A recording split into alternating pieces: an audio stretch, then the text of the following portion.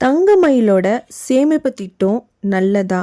அதோடைய அனுபவத்தையும், இன்னைக்கு அது எப்படி வேலை செய்றதுங்கிறதையும் தான் நான் உங்க கூட ஷேர் பண்ண போறேன். அதுவும் என்னுடைய ரியலான அனுபவத்த உங்க கூட ஷேர் பண்ணிக்க போறேன். அதுக்கு முன்னாடி நம்ம சேனலை இப்போ தான் நீங்க ஃபர்ஸ்ட் டைம் பார்க்குறீங்கன்னா, சப்ஸ்கிரைப் பண்ணிக்கோங்க. பக்கத்துல இருக்க பெல் ஐகான கிளிக் பண்ணிக்கோங்க. இப்போ நான் லாஸ்ட் இயர் 2026ல் நான் சீட்டு போட்டேன். இது என்னுடைய தங்கச்சி சொல்லி தான் நான் ஆரம்பிச்சேன். ஒரு ரூ. 100லேருந்தே ஸ்டார்ட் பண்ணலாம் அப்படின்னு சொன்னதுனால, டிஜிகோல்டில் தான் நான் ஸ்டார்ட் பண்ணேன். அது 1 வருஷம் ஆயிட்டு. இப்போ 2027 மார்ச்சில் எனக்கு மெச்சூரிட்டி ஆயிடுச்சுன்னு அதிலே காமிக்கும். ஸோ நான் இப்போ எப்படியும் நான் வெக்கேஷனுக்கு சென்னை போவேன். இங்கே பெங்களூரில் தங்கமயில் பிரான்ச்சு கிடையாது. ஸோ நான் ஓசூர் தான் போட்டிருந்தேன். நான் அதை ஸ்டார்ட் பண்ணும்போது, சரி நம்ம சென்னை போவோம், அங்கேயும் வாங்கிக்கலாம், எங்கே வேணாலும் நம்ம வாங்கிக்கலாங்கிற ஒரு ஆப்ஷன் இருக்குது அதில். ஸோ நம்ம சென்னையில் போகும்போது வாங்கிக்கலான்னு சொல்லிட்டு தான் நான் அதை வாங்குறதுக்கு போனேன். நானும் என் அம்மாவும் தான் போயிருந்தோம். அங்கே போயிட்டு அவங்க சொன்னது என்னென்னா, வேஸ்டேஜ் நீங்கள் கொடுக்கணும் அப்படின்னு சொன்னாங்க. நான் லலிதாலலாம் சீட்டு போட்டிருக்கேன். ஆனால் அதில் வேஸ்டேஜ் கிடையாது. நம்ம சீட்டு போட்டு வாங்கும்போது வேஸ்டேஜ் கிடையாது. இதில் அந்த ஆப்ஷன் கிடையாதுன்னு சொன்னதுனால எனக்கு என்ன தோணுச்சுன்னா, நான் நகை வாங்குறத விட நான் காயினாக வாங்குறது எனக்கு பெட்டர்ன்னு தோணுச்சு. அது எனக்கு ஒரு சேமிப்பாக இருக்கும் அப்படின்னு தோணுச்சு. ஏன்னா நான் நகை ஜுவல் வாங்கும்போது நான் வேஸ்டேஜ் கொடுக்கணும். அது நான் சேர்த்தது எவ்வளவு கிராம்னு பார்த்தீங்கன்னா 4 கிராம், 4.123. அதில் 0.323 அவங்க எனக்கு போனஸாக கொடுத்தது. ஸோ அதிலே ஜிஎஸ்டி, அதோட மேக்கிங் சார்ஜு, அந்த காயினுக்குள்ளது எல்லாமே ரெடியூஸ் பண்ணி நான் கையில் ரூ. 600 மட்டும்தான் கொடுத்தேன். எனக்கு இது நல்லதான்னு கேட்டால் எனக்கு ஓகே. காயின் வாங்கி நம்ம சேவ் பண்ணுறவங்களுக்கு இது ஓகேவாக தான் இருந்துச்சு. நம்ம டெய்லியும் ரூ. 100 சேவ் பண்ணலாம். இப்போது நம்ம லலிதா, ஜிஆர்டி இந்த மாதிரி மந்த்லி ஸ்கீம் இருக்குது. மந்த்லி ஸ்கீமில் நம்ம கட்டும் போது மாதம் ஒரு அமௌண்ட்டு நம்ம ஃபிக்ஸ் பண்ணுற அமௌண்ட்டு கண்டிப்பாக கட்டியே ஆகணும். ஆனால் தங்கமயிலில் நம்ம ஒவ்வொரு நாளும் ரூ. 100லேருந்து ஸ்டார்ட் பண்ணி எவ்வளோ ரூபா வேணாலும் கட்டலாம். இப்போது நான் ஒரு நாள் கட்டலைனாலும் எனக்கு அது ப்ராப்ளம் கிடையாது. ஒரு 10 நாள் நான் கட்டலைனாலும் எனக்கு ப்ராப்ளம் கிடையாது. அதுக்கப்புறம் அவங்க நம்ம எப்போ கட்டுறோமோ அதுக்கான கிராம் ஆட் ஆக போகுது. அப்படி நான் சேர்த்தது தான் 4 கிராம். இது நான் டார்கெட் பண்ணி தான் சேர்த்தேன். 4 கிராம் எனக்கு ரவுண்டாக வரணும் அப்படின்னு சேவ் பண்ணேன். அதே மாதிரி பண்ணேன். நான் கையிலையும் ஒரு ரூ. 600 தான் நான் எக்ஸ்ட்ரா கொடுத்தேன். அதுக்கு மேலே நான் கொடுக்கல. இங்கே நான் ஒரு 1 கிராமில் ஒரு டாலர் பார்த்தேன். ஷார்ட் செயினுக்கு ஹார்ட்டிங் ஷேப்பில் ரொம்பவே நல்லா இருந்துச்சு. நான் அது வாங்கலான்னு பார்த்தேன். எனக்கு அதுக்கு வேஸ்டேஜுக்கு நான் ரூ. 2000 ரூ. 3000 கொடுக்கறதுக்கு நான் காயின் வாங்கினேன்னா அதை நான் சேவ் பண்ணி ஒரு பெரிய ஜுவல்லாம் எடுக்கிறதுக்கு எனக்கு யூஸ் ஆகும் அப்படின்னு சொல்லிட்டு வந்துட்டேன். ஆனால் அதை நான் லாஸ்ட் வீடியோவில் சொல்லியிருப்பேன். நான் ஒரு டைமண்ட் செயின், ஷார்ட் செயின் வாங்கினேன்னு. அதுக்கு நான் யூஸ் பண்ணுவேன். அப்போ கண்டிப்பாக நான் நினச்சி கூட பார்க்கல. ஏன்னா நான் டைமண்ட் வாங்குகிற ஐடியாவே கிடையாது. அங்கே நான் போனது இன்விசிபிள் செயின் ஷார்ட் செயின் வாங்கணுன்னு. ஆனால் அங்கே போன இடத்துல மாறி என்னென்ன ஆயிடுச்சுன்னு நான் லாஸ்ட் வீடியோவில் சொல்லியிருக்கேன்.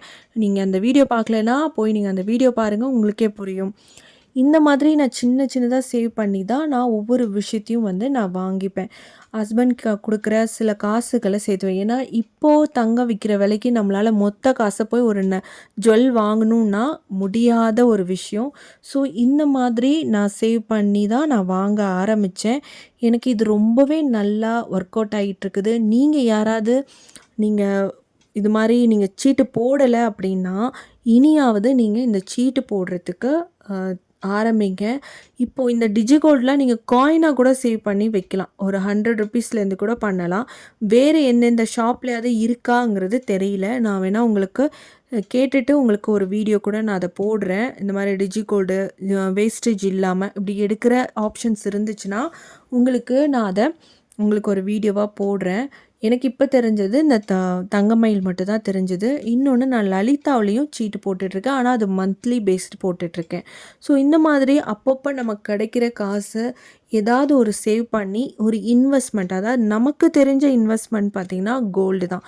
கோல்டு ரொம்ப பெரிய இன்வெஸ்ட்மெண்ட்டுன்னு எல்லாருக்குமே இப்போ தெரியும். ஏன்னா ஒரு 6 மாதத்துக்கு முன்னாடி 1 வருஷத்துக்கு முன்னாடி இருந்த நகை விலைக்கும் இப்போ இருக்கிற தங்க நகை விலைக்கும் உள்ள டிஃப்ரென்ஸ் உங்களுக்கே நல்லாவே தெரியும். அதனால நீங்கள் வந்து தங்கத்தை வந்து கொஞ்சம் கொஞ்சமாவது சேர்க்க ஆரம்பிங்க. நமக்கு பெருசாக வந்து இந்த மியூச்சுவல் ஃபண்டு, நமக்கு அந்த மார்க்கெட், ஷேர் மார்க்கெட்டு இதை பற்றிலாம் நமக்கு நாலேஜ் அவ்வளோதான் இல்லை. அதில் நம்ம லாஸ் பண்ணிடுவோன்னு பயந்தாலும் இந்த மாதிரி விஷயங்களை நம்ம ஸ்டார்ட் பண்ணலாம். நெக்ஸ்ட்டு அப்படியே நானும் என்னோட அம்மாவும் வந்து டி நகர்லேயே வந்து டி நகர் தங்கமயிலுக்கு தான் போயிருந்தோம். அங்கே வந்து சரவணா ஸ்டோருக்கு போயிட்டு சரி லன்ச்சு முடிச்சிடலாம். அங்கே வந்து சீப்பாகவும் இருக்கும், நல்லாவும் இருக்கும் டேஸ்ட்டாக. நான் பாடி சரவணா ஸ்டோர் போயிருக்கேன். அங்கே வந்து சூப்பராக இருக்கும். அதனால இங்கேயும் போய் நம்ம லன்ச்சு முடிச்சிடலாம். நம்ம பெரிய பெரிய ஹோட்டலுக்கு போனால் காஸ்ட்டும் ஜாஸ்தியாகும், நமக்கு டைமும் ரொம்ப எடுக்கும். ஸோ இங்கே போனோம். இங்கே பார்த்திங்கன்னா நல்ல சம்மர் வெக்கேஷனுங்கிறதுனால வெளியில் இந்த மாதிரி 2 பேர் வந்து அந்த மாஸ்க் இதெல்லாம் போட்டுட்டு டான்ஸ் ஆடினாங்க. ரொம்ப ஹெவியாக டான்ஸ்லாம் பண்ணாங்க. இந்த மாதிரி ட்ரெஸ் போட்டு அவங்க டான்ஸ் பண்ணுறது அவ்வளோ பெரிய அப்ரிஷியேட் பண்ணுற விஷயம். ஏன்னா அதை உள்ளே போட்டுட்டு இருக்கிறது, அதுவும் இந்த சம்மர் சீசனில் இருக்கிறதுங்கிறது ரொம்ப கஷ்டம். நீங்கள் சொல்லலாம் ஏசியில் தானே இருக்காங்கன்ட்டு, இருந்தாலும் நமக்கு உள்ளே அந்தளவுக்கு அந்த சர்க்குலேட் ஆகுமா என்னன்னு தெரியல. அவங்க அந்த கழுத்துக்கு கீழே ஒரே ஒரு பிளாக் கலர் தெரியுது பாருங்கள், அங்கேருந்து அவங்க பார்க்குறாங்க. ரொம்ப ஹெவியாக டான்ஸ் பண்ணாங்க. நான் அவங்களுக்கு ஸ்லோ மோஷனில் காமிக்கிறதுனால அப்படி தெரியுது. ஒரு சின்ன குழந்தை கூட சேர்ந்து டயர்ட் ஆகாமல் அவங்க டான்ஸ் பண்ணாங்க. உண்மையிலே இந்த வேலை செய்கிறவங்களுக்கு நம்ம வந்து ரொம்பவே வந்து அப்ரிஷியேட் பண்ணணும். அதுவும் வந்து அவங்க குடும்பத்துக்காக இவ்வளோ கஷ்டப்படுறாங்க. எல்லாருமே கஷ்டப்படுறோம் தான். அந்த காசு சம்பாதிக்கிறதுக்கு எவ்வளோ கஷ்டப்படுறோம். அதை வந்து நல்ல முறையில் அதை கையாள தெரியணும். அதுதான் சேவ் பண்ணுறது. அடுத்தது எங்கள் அம்மாவுக்கு ஒரு 2 புடவை எடுத்து கொடுக்கலாம் அப்படின்னு தோணுச்சு. சரின்னு சொல்லிட்டு 2 புடவை எடுத்து கொடுத்தேன். அவங்களுக்கு பிடிச்ச மாதிரியே பார்த்து 2 புடவை எடுத்துக்கிட்டாங்க. அதுக்கப்புறம் எனக்குமே வந்து புடவை எடுத்துக்கோ அப்படின்னு சொன்னாங்க. போய் பார்த்தேன், எனக்கு பிடிச்சிருந்தது. ஆனால் நான் பார்க்குற புடவைலாம் கொஞ்சம் காஸ்ட்லியாக இருந்தது. அதனால நான் அப்படியே வச்சுட்டு வந்துட்டேன். இந்த குழந்தை கூட அவங்க எப்படி டான்ஸ் ஆடுறாங்க பாருங்க, இதை தான் பார்த்துட்டு ரொம்ப ரசிச்சுட்டு இருந்தோம். நான் ஸ்லோ மோஷனில் காமிக்கிறதுனால உங்களுக்கு அவங்க ஆடுற ஹெவி தெரியல. நல்லா லெக் மூமெண்ட்லாம் போடுவாங்க பாருங்கள். கீழே விழுந்தாங்கன்னா எப்படி இருக்கும், ரொம்பவே நல்லா பண்ணியிருந்தாங்க. இன்றைக்கி அதுவும் வந்து சம்மர்னால எல்லா குழந்தைங்கலாம் வந்திருப்பாங்க.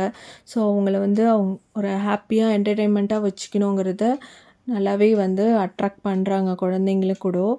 அதுக்கப்புறமா நாங்கள் கிளம்பிட்டு தான் ஈவினிங் போயிட்டு என் ஹஸ்பண்ட் கூட போய் நான் அந்த செயின் எடுத்துகிட்டு வந்து அப்புறமா இங்கே ஒரு ஷாப் போயிருந்தோம். இங்கே ஒரு ஃபேமஸான ஸ்வீட் இது ஸ்ரீ மிட்டாய்ன்னு அண்ணா நகரில் இருக்குது. அண்ணா நகர் பக்கத்தில் ரொம்பவே நல்லாயிருக்கும்னு சொன்னாங்க இங்கே ஸ்வீட்டு. நாங்கள் வந்து காஜு தான் வாங்கினோம். அப்புறம் அப்படியே ஒரு காஃபி குடிச்சிட்டு அதுக்கப்புறம் கிளம்பிட்டோம்.